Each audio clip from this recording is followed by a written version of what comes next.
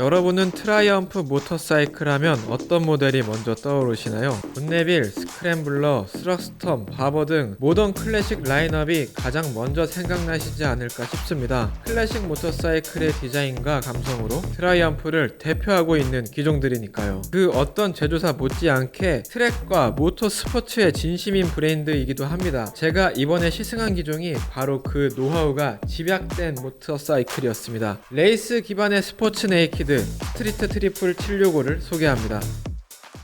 오케이. 안녕하십니까. 바이커즈랩 김남구 기자입니다.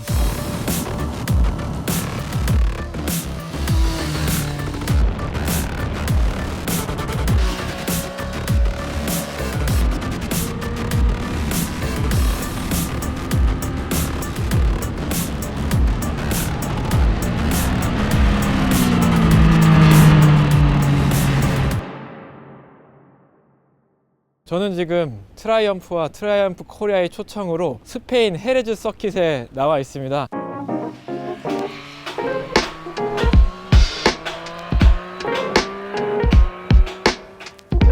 이번에 2023년식으로 출시되는 스트리트 트리플 RS와 R 오늘 시승을 했고요. 약 4일간 스페인에 체류하면서 오늘은 둘째 날이었고, 첫째 날은 이제 미디어 프레젠테이션과 Q&A 세션을 가졌고, 오늘은 이제 로드에서 먼저 180km를 달렸습니다. 스트리트 트리플 765는 트라이엄프의 미들급 로드스터입니다. 트라이엄프는 모토GP의 2부 리그인 모토2에 독점적으로 엔진을 공급하고 있는데, 그 765cc 3기통 엔진을 공도 사양에 맞게 디튠에서 장착한 기종이 바로 스트리트 트리플 765입니다. 따라서 스트리트 트리플 765는 슈퍼스포츠 못지않은 화끈한 매력을 갖고 있습니다. 디자인 컨셉은 2007년 초기 모델부터 2023년식까지 한결같이 이어지고 있습니다. 시리즈를 상징하는 듀얼 헤드라이트는 DRL을 추가로 배치시키면서 이전보다 눈매가 다부져졌습니다. 연료 탱크와 사이드 패널은 같은 각도로 날카롭게 뻗어져 있고, 머플러와 리어 테일부는 간결하게 정리했습니다. 역동적인 이미지와 깔끔한 외관을 동시에 추구한 결과입니다. 지금이 2월이잖아요. 그래서 지금 한 3개월 정도 바이크를 그렇게 험하게 타거나 하드하게 타지 않았어요. 그래서 처음에 오전 세션만 탔을 때는 사실 좀 긴장도 되고 페이스가 너무 빠르다는 생각도 들었는데, 스트리트 트리플이랑 이렇게 친해지기까지 그렇게 오랜 시간이 걸린 것 같지는 않아요.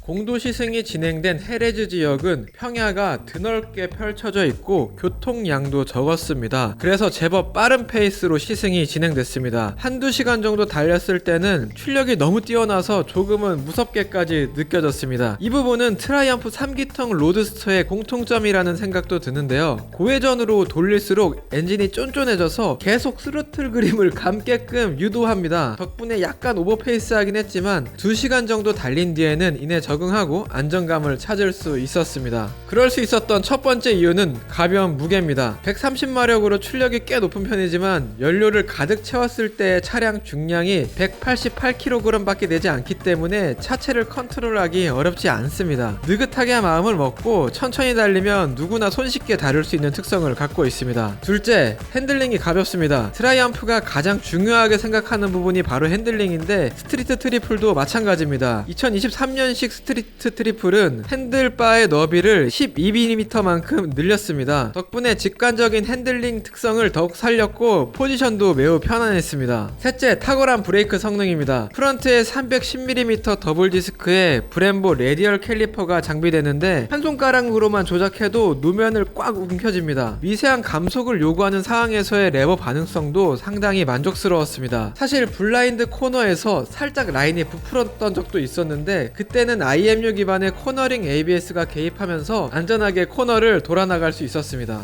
특히 이제 엔진 관련해서가 이제 가장 저는 인상이 깊었는데, 2018년에 이제 스트리트 트리플이 체인지가 되고 나서 약 5년간의 시간이 흐른 뒤에 다시 이제 새로운 모델이 출시가 된 거죠. 그 5년 동안 트라이엄프에서는 정말 많은 일들이 있었다고 생각이 들어요. 왜냐면은 2019년부터 모토2에 엔진을 독점적으로 공급을 하기 시작했고, 그 4년 동안 무수히 많은 이제 기록들을 세웠죠. 그리고 많은 챔피언을 배출을 하고 시속 300km를 모토2 최초로 돌파를 하고, 그동안 축적돼 있는 노하우가 이번에 765 엔진에 바로 그대로 적용이 됐다는 생각이 듭니다. 스트리트 트리플의 765cc 3기통 엔진은 강력함과 부드러움의 밸런스가 절묘하게 맞춰져 있었습니다. 어떻게 보면 한없이 부드럽고 특정 시점에서는 강력함이 넘쳤습니다. 5000rpm 정도를 넘어서면서부터 본격적으로 토크가 쏟아져 나오는데 9000rpm에 이르러도 토크 곡선이 꺾이지 않습니다. 기어비가 상당히 촘촘하게 설정되어 있고 퀵시프트도 기본으로 탑재되어 있어서 엔진을 쉴 틈 없이 몰아붙일 수 있었습니다.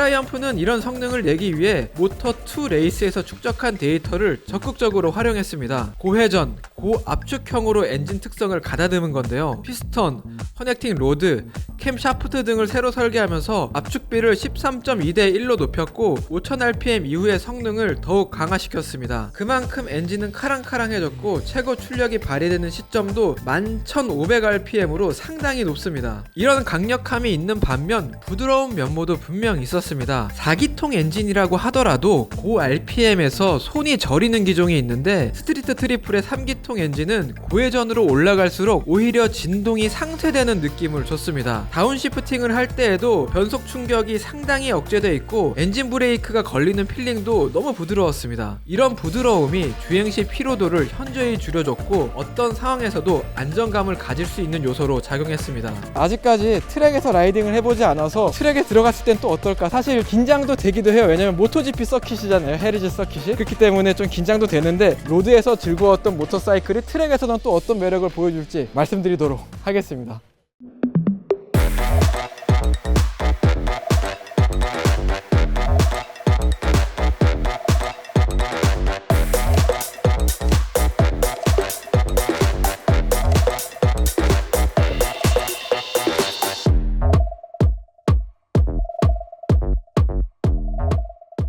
헤레즈 서킷은 1987년부터 37년 연속으로 모토GP가 개최되고 있는 스페인과 모토GP를 대표하는 서킷입니다. 총 길이는 4.4km고 5곳의 좌코너와 8곳의 우코너가 있습니다. 특히 헤어핀에 가까운 코너가 3곳 정도 있고 시속 100km 이상으로 속도를 낼 수 있는 연속 코너도 있기 때문에 무엇보다 코너링 성능을 테스트하기 적합했습니다. 어제 공도 시승에 이어서 오늘은 헤리즈 서킷에서 트랙 시승을 진행했습니다. 20분씩 총 4세션을 소화를 했는데 사실 첫 번째 세션에는 아직 트랙 코스도 완벽하게 숙지가 안 된 상황이어서 많이 어색하기도 하고 힘이 들기도 했는데 두 번째, 세 번째 세션부터는 몸도 좀 풀어지고 긴장도 풀어지고 하다 보니까 좀 재밌게 탈 수 있었습니다. 스트리트 트리플은 일반 도로보다 서킷에서 더욱 재밌게 탈 수 있는 모터사이클이었습니다. 헤레즈 서킷의 직선 구간은 607m로 상대적으로 짧은 편인데 이 구간에서 시속 200km까지 도달하기까지 그렇게 오랜 시간이 걸리지 않았습니다. 130마력의 최고 출력은 일반 도로에서는 넘치지만 트랙에서는 한계치까지 끌어내는 재미를 느낄 수 있었습니다. 고회전형 엔진 특성 역시 트랙에서 큰 이점으로 작용합니다. 2단에서 100km, 3단에서 150km까지 넉넉하게 커버합니다. 덕분에 코너가 연속으로 이어지는 구간에서 잦은 변속에 따른 출력 손실을 줄일 수 있었습니다. 무엇보다 가속하고 멈추고 도는 일련의 과정이 부담스럽지 않아서 타는 내내 피로도가 적었습니다. 피트인을 알리는 체커기가 돌 때 더 타고 싶은 아쉬움이 생기는 기종은 개인적으로 스트리트 트리플이 처음이었습니다. 트랙에서도 재밌게 탈 수 있었던 이유가 여러 가지가 있었는데 무엇보다 신뢰성이 강하다는 생각이 들었습니다. 차체를 한계까지 밀어붙이는 트랙 라이딩 특성상 기종의 신뢰성이 무엇보다 중요합니다. 스트리트 트리플은 브레이크, 서스펜션, 전자장비 모두 클래스를 상회하는 구성을 갖추고 있습니다. 트랙에서는 RS 모델을 시승했는데 RS 모델은 프런트에 41mm 초화 도립식 포크와 리어에는 피그백 타입의 올린즈 리어 서스펜션을 장착합니다. 특히 올린즈 리어 서스펜션은 고속에서도 차체를 탄탄하게 받쳐줬고 코너링 시에는 금세 야들야들해져서 하중 이동에 따른 피드백을 말끔하게 처리해줬습니다. 라이딩 모드를 트랙으로 설정하면 ABS의 개입이 최소화돼 최상의 제동 성능을 이끌어낼 수 있었습니다. 풀브레이킹 시에도 ABS의 개입은 없었고 다만 제가 리어 브레이크 조작 실수로 ABS가 개입된 적이 한 번 있었습니다. ECU의 로직이 상당히 치밀하게 설계되어 있다는 점을 느낄 수 있는 대목이었습니다. 확실히 이 모토2라는 레이싱에서 극한의 상황에서 갈고 닦은 실력이 그대로 오늘 저는 솔직히 정말 느낄 수가 있었어요. 입문자가 트랙에서 타기에도 괜찮고 뭐랄까요 조금 더 재밌게 공도에서도 탈 수 있고 트랙에서도 탈 수 있고 그런 여러 가지 매력을 갖고 있다는 생각이 가장 많이 들었습니다.